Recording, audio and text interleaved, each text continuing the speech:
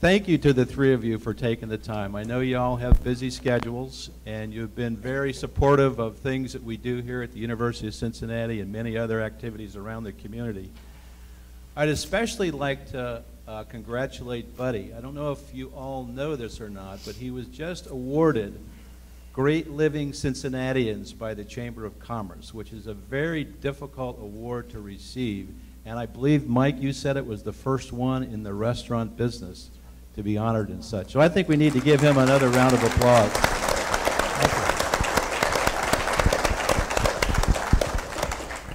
After 60 years, over 60 years in business, and 85 years old, you're supposed to be dead. I'm living out the lifespan. The first question I want to ask and direct it to you, Buddy, really, how did you start your entrepreneurial journey 60 years ago? Well, the journey is a dream, folks. A 12th century monk made that statement. The journey is a dream.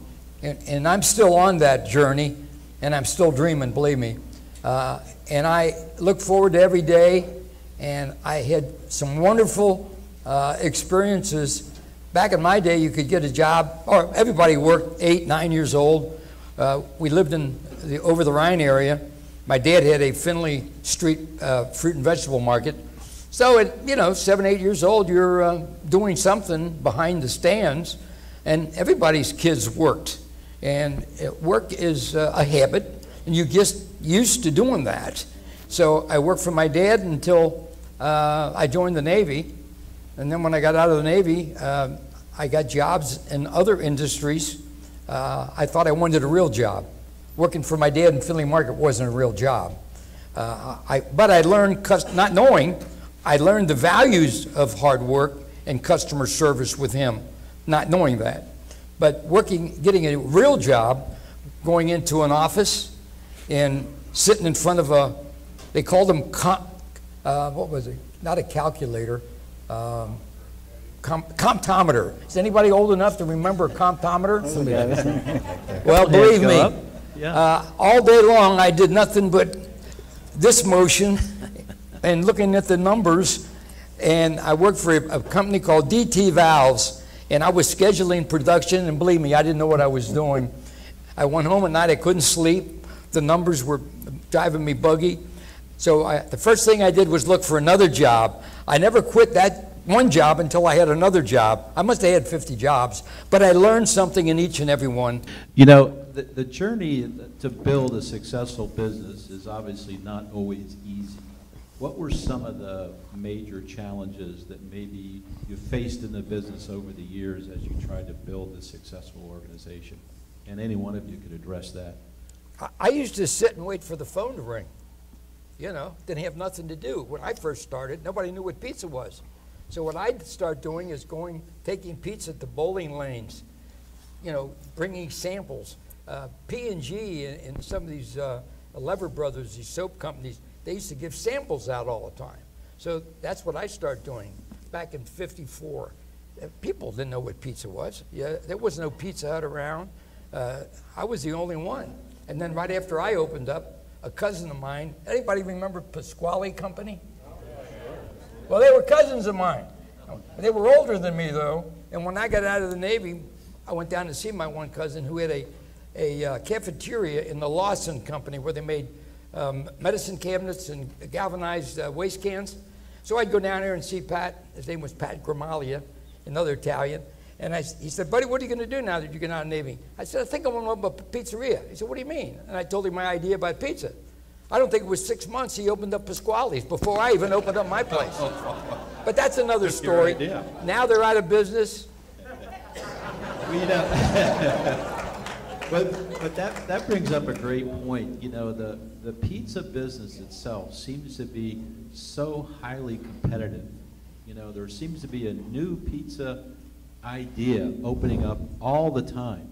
How do you deal with all the competition that's out there? You know, what is your real competitive advantage that you really believe in strongly enough that you can compete with all the other pizza organizations that exist?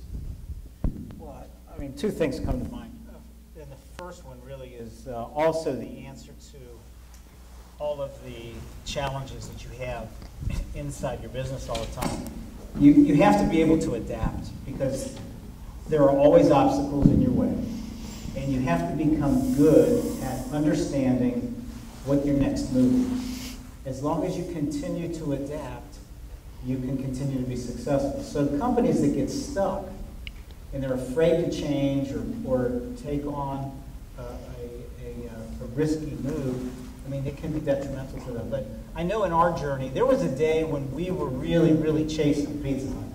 They had more locations than us. Their marketing spend was 10 times our marketing spend. They were owned by Pepsi, so they had deep resources and research and development. I mean, we were a minor player. So we would strategize, what can we do better than them? And little by little, and as Mark started getting into our food innovation area, we started coming up with menu items that were better than their menu items. And over time, when you try to stand for great quality, there's a road you can follow to accomplish that. The one number, telephone number, was a big move for us. At that point in time, Pizza Hut was eating our lunch for the most part. But we came up with that idea. We did a better job answering the telephone and utilizing technology to know our customers and their purchasing habits and everything. That was a strategic move. So I think the answer is you need to be nimble and make changes that are strategic, that help you outcompete the folks that you're up against. You know, Dad always had a dining room in his pizza shop because he wanted to meet the guests, get to know them by name, their kids, what are they interested in, and those relationships that you can form in the restaurant, you can't do with the pizza you deliver in a box as much, or you hand over the counter. So we're still in the dining business, and we believe that that's an important part of our brand. You know, innovation, I mean, that's what you're really speaking to, I think, Mike, isn't it? Innovation. Because, you know, businesses can have a difficult time perhaps getting started on occasion, but then they reach a point where they really start to make, you know, a good move, and they start to kind of take that hockey stick growth, but then they reach a point where they become somewhat passive, you know, because they're not innovative. And they either decide at that point to decline, or they don't decide, their business decides for them, or they be innovative and make it go to the next level. And I think that's what you've just described. You know, and you use your name as your primary brand. Was that sort of your goal originally when you started the business? You know, because a lot of these pizza organizations, they don't use a family name. In some cases they do, but most of the time it's not a family name. It's very strong. But they use Italian names a lot of times. They do. And then Marco and this and that. But, you know, I really, I'm a competitor. I don't care what they are. You get in a foot race, I'm going to do my best to beat you. I'm going to do it fair and square, but I'm going to sprint your butt off. And that's the way it is in business. It's the same way. I'm going to get up earlier. I'm going to work harder. I'm going to work later, and I'm going to give you more service. You know, I'll carry it out to the car for you. If it's raining, I'll walk you out with an umbrella. I'll do all those things. If I see you standing at the bus stop, I'll stop and ask you if you want a lift. If I'm going that way, going out of the box. Don't just make it a money thing. I do it to make money. I do it to do service. If money was my God, I wouldn't live in East Price Hill. A lot of people here wouldn't want to come to East Price Hill without a police escort. But it's not where you live, it's how you live. That's right. Remember that. Don't get caught up in you're going to go into business because you make a lot of money. No. Don't look at it that way. Do it because you love what you're doing. You have passion for what you're doing, and be the best at what you do. And if you're going to be the best at what you do, people are going to go out of their way to go and do business with you because you're sincere and you're genuine and you're not a phony. We're going to open it up to the audience because I'm sure someone out there, more than one someone, has a question that they would like to ask Buddy or Mike or Mark. So come to the microphone, which is here in the center aisle, and ask your question. I'd like to see a lineup here. Here comes one. Okay, good. Thank you. I always wonder, like, why you guys, like kind of two things, like why there isn't any like frozen pizzas, like frozen LaRosa's Right. pieces, and like why you haven't expanded like out of the tri-state area. I know it's probably for business reasons. I was just wondering why, you know, some people don't grow on purpose. So just wondering. We're somewhat unique that our growth is a pretty tight geography here in Greater Cincinnati. So it's northern Kentucky, Greater Cincinnati, southeastern Indiana. So if we would put a pizza in grocery stores, the chance that those pizza occasions would take from a guest visiting one of our pizzerias. And we have a unique relationship. We have about 20 business partners that are our franchisees. We own about 20 stores ourselves, and then the rest of the stores are through franchisees. So with them, we want to protect their interests, and that we're so close. We're our biggest competitor sometimes between Kenwood and Pleasant Ridge and Norwood and Hyde Park. And then if you could go to those Krogers or Biggs or grocery markets in those regions, if it took customers away from those pizzerias, that could be a detriment to the health of those. There's ways that we could creatively do it. If we had a larger footprint and if we were more regional or across the country, maybe that would be different. But because we trade in such a tight area, we were always a little bit leery of that. And then to take LaRosa's and put it in a grocery store in other markets where they don't have any brand awareness, that probably wouldn't succeed either. So we're kind of content just taking care of the restaurant side of it. We do have grocery products that we look more, we view as a brand extension. We put our sauces in jars and our dressings in the salad dressing aisle. We have a few entrees, so it's kind of a complementary thing. So we don't want to cannibalize our own pizza base. Hi, I just have a small question. How does one raise capital? Well, his way was unique. Today it's quite different, although it could probably be done in a similar fashion. You want to explain how you did it? Well, I didn't have any money. Did you hear me? Yeah. So you have to be creative. So I looked all around for a store, and the only one I could find, the cheapest store I could find was on Boudinot Avenue, where I opened my first store, for $100 a month. So I went in, and the store was empty for a long time. So I talked to the owner, Mr. Stoff, was a wonderful man. He wound up being my landlord for, gosh, 20, 25 years, and I wound up renting all the buildings he owned and then later on buying them all. But I told him, I was honest with him. I said, you know, I want to go into business, Mr. Stoff. I said, but I don't have any money. And he laughed. He said, I didn't have any money when I went into business. So being honest, I made a friend right away. So he said, I'll hold the store for you until you come up with $100. And he said, you give me $100 and I'll hold it for you for 6 months. So he gave me some time to save some money. And I had an insurance policy. Back in the day, in the Depression, poor people had insurance agents that came to their house every week. They called it a debit. Anybody remember debit insurance? They'd come to your house and you give them a quarter and put it on the policy. And my mom and dad took out a $400 endowment policy for my college education, okay? So here I am, I'm 24 years old, I've already been in the Navy, I'm married, and I got 2 kids. And I said, Mom, I want to cash this policy in. She said, ask your father. I asked him, he says, no, that's for your college. I said, I'm lucky I'm living here week to week. I'm working 2, 3 jobs. I need to go into business, so I got an opportunity to make a better life for my family. I need that money. So I convinced them. So I got $400, and I had $100 already for the rent on my first month. Then I rented a pizza oven.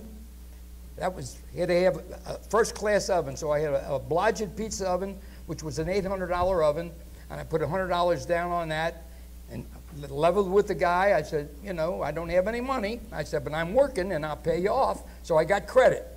And I had a pizza oven, then I had to get a refrigerator. So I went to one of these used places and bought a used refrigerator. Couldn't do that today because the Board of Health won't let you do that.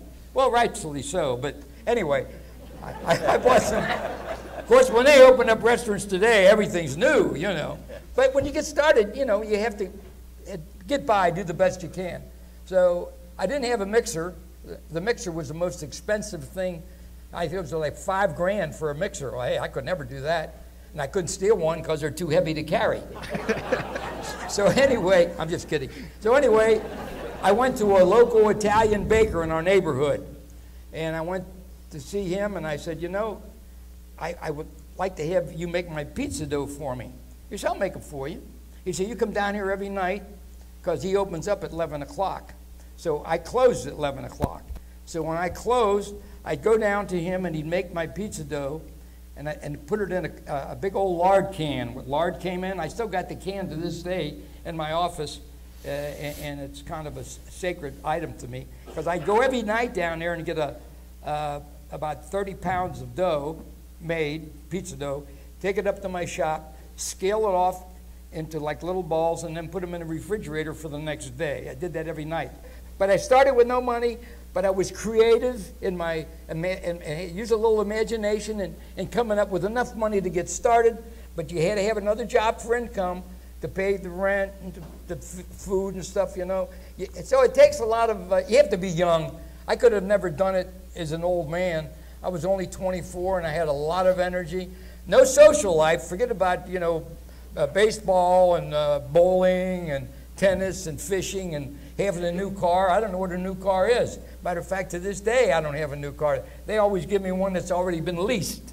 That's not true. That's not true. Well, they call them executive cars. Yeah. But really, it's not easy. But you know what? You can do it. Great. You can do it. Thank That's you. how I did it. Thank you. God bless you. Okay. Megan, have a question? I want to first thank you for Speak up a little bit, honey. I want to first thank you for coming out this you're evening welcome. and speaking. My first question is, how long was it until you expanded the pizza flavors? Like when you first opened, did you just have cheese, or did you expand it? I didn't expand my menu for a long time. It was enough work just getting people to come in. And the young people were my first customers. The students from Western Hills High School and the various high schools. So we would go and work with the schools, feed the football players, feed the before game meals, and then get involved with the various social groups at school, provide food for them. Then got them coming in after games. They introduced us to their parents, and then we started coming out with maybe pepperoni. But it was always plain, then pepperoni, and then we started with the sausage. Then maybe we were only one size, and then it took maybe a year or so. Then we came out with a small, then a large. But just, you know, you have to crawl before you walk. You know, you can't open up, you know, with everything right away. It took time. What are some of the biggest adversities you faced in life, you know, as a family, as a business? But the biggest problem or adverse problem we had is in '73, we had a major fire in 1973. And I had the pizzeria where I first started. Then I had the Italian Inn, which was fine dining. Then we had an Italian grocery store. This is all starting out with just $400 over a period of years, huh? Like 50s, that was like 25 years later. Then we bought a car wash and made a party hall out of it, and we called it the Wine Cellar. So we had 1, 2, 3, 4 businesses side by side, and then in the back we had a commissary making products because we were franchising in the back. And we had a fire at that place. So not only did it knock us out there, we got 15 or so franchises around the country. And then when the insurance agents come to settle up on the damage, they told me it's going to be 9 months before I got back in business. That's not acceptable. I can't be closed for 9 months. We'll be out of business. So what they said would take 9 months, once my friends in the high schools that we've been feeding all the years and working with them, helping them get their wrestling program started, helping them with the various other programs with meals and so forth. All the high schools in Western Hills got together. The coaches, they came over and made a tour. They said, buddy, we'll have you back in business in no time. It was like an Amish barn raising. All the farmers got together to build a farm for one of their neighbors that got burnt down, where there was about 100 kids, young teenagers from high school, that come every day on weekends, hauling out debris. Next thing you know, they were putting up drywall. In 29 days, they had me back in business. 29 days. So when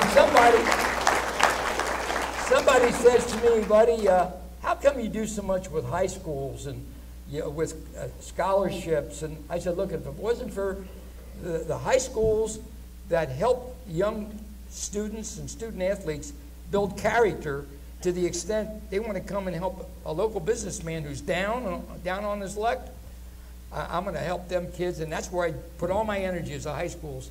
The pros are going to get along. The Reds and the Bengals, they don't really need us. Although when they got 11 strikeouts, you know what happens if you're there?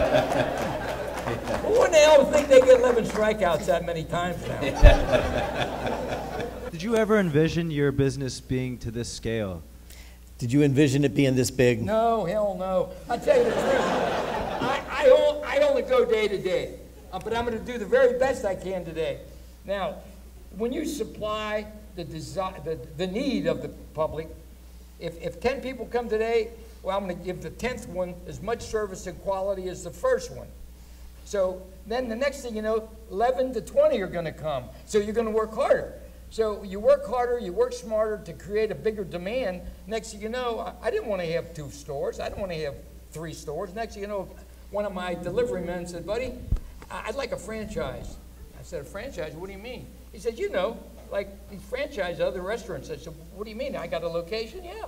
He had a location up in Finneytown. That was our second location. His name was Ed Eilers. He was one of my delivery men. I said, sure, Ed, you can have a franchise. You got a franchise. That was it. I didn't know what the hell I was doing, but next thing you know, you learn through experience. Now, he wound up having 3 stores then, didn't he? Mm-hmm. He had one in Finneytown, Mount Healthy, and Forest Park.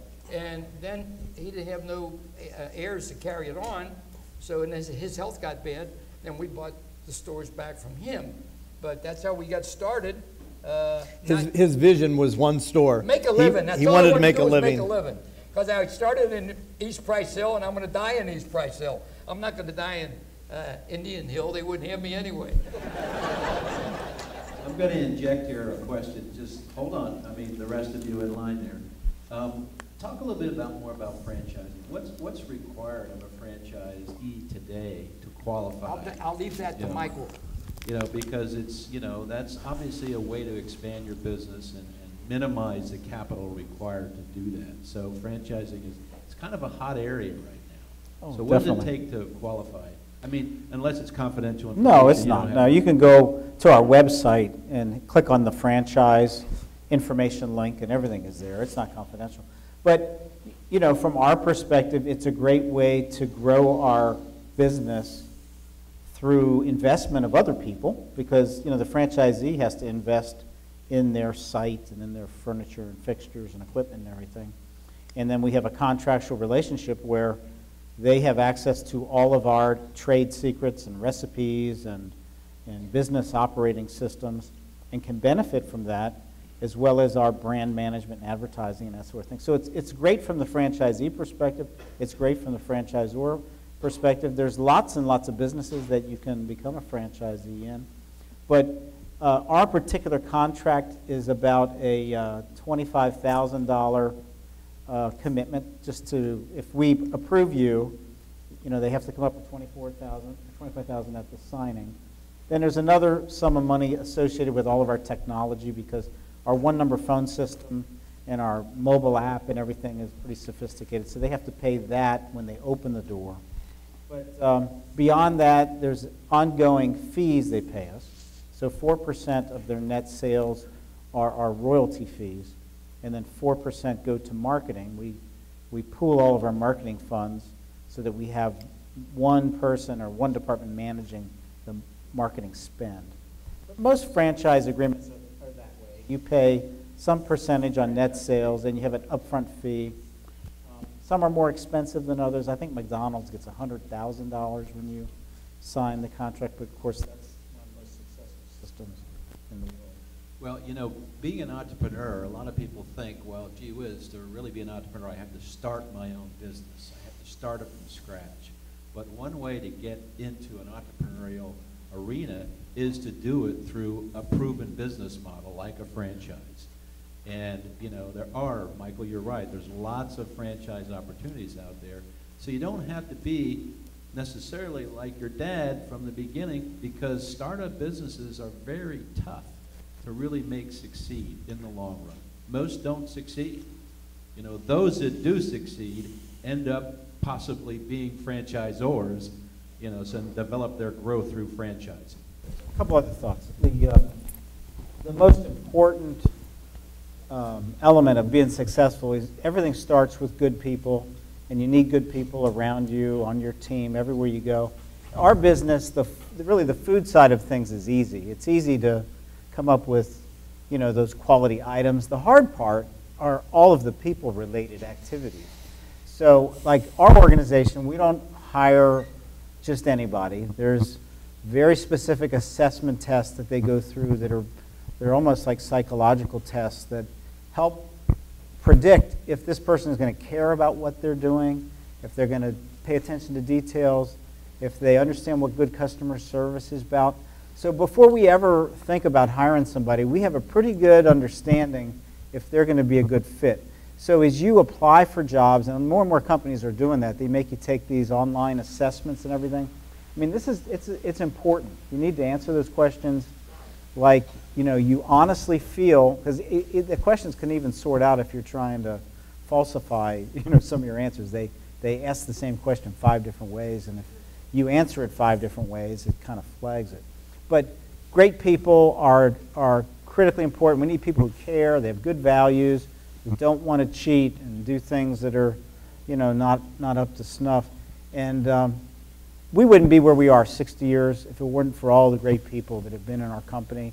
Many of them aren't with us anymore. I know some of the folks that had the biggest impact on my life have passed away, but I still think about them. They still influence me. And whatever you're thinking about doing, you know, don't go to work somewhere because the pay is excellent. You want to go to work somewhere because it's a great company, and they have great leadership, and they have great values, and they take a lot of pride in what they're doing. That's where success is where the great people are doing the work. And too often, I know people will leave us to go somewhere where they're going to they tell them they'll make $100,000 a year. But they don't last 2 months there. You didn't make $100,000 a year. You were there 2 months, and they didn't fulfill their promises, and it just kind of dries up. But anything that's successful, there's got to be great people involved. That's great advice, Michael. And, well, we do want to thank the 3 of you for taking the time to come tonight.